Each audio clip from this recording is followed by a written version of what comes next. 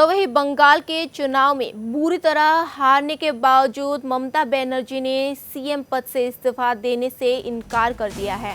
इस पर बीजेपी के सांसद जगदम्बिका पाल ने उन्हें लोकतांत्रिक व्यवस्था की याद दिलाई। उन्होंने कहा कि ममता बनर्जी संवैधानिक व्यवस्था के खिलाफ अराजकता फैला रही है।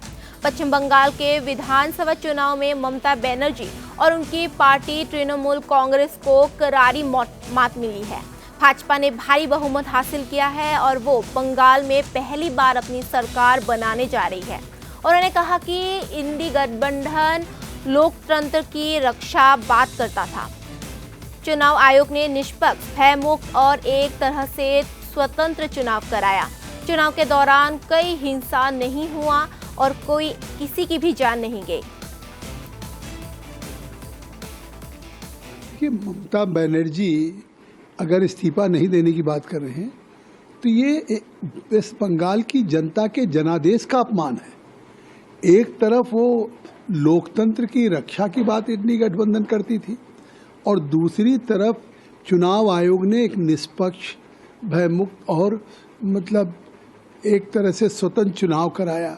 हिंसा के दौरान, चुनाव के दौरान कोई एक हिंसा नहीं, कोई एक जान नहीं गई और इसके बाद इस्तीफा न देने की बात करना तो निश्चित तौर से जो संविधान की बात करती हैं उनको संविधान के आर्टिकल 172 का ज्ञान होना चाहिए कि संविधान के अनुच्छेद 172 में है कि कोई भी राज्य की असेंबली का जिस दिन फर्स्ट बैठक होगी वो से 5 साल वो असेंबली रहेगी और 5 साल बाद वो असेंबली का टेन्योर डिजॉल्व हो जाएगा। तो ये एक तरह से मैंडेटरी है और ये संवैधानिक व्यवस्था है।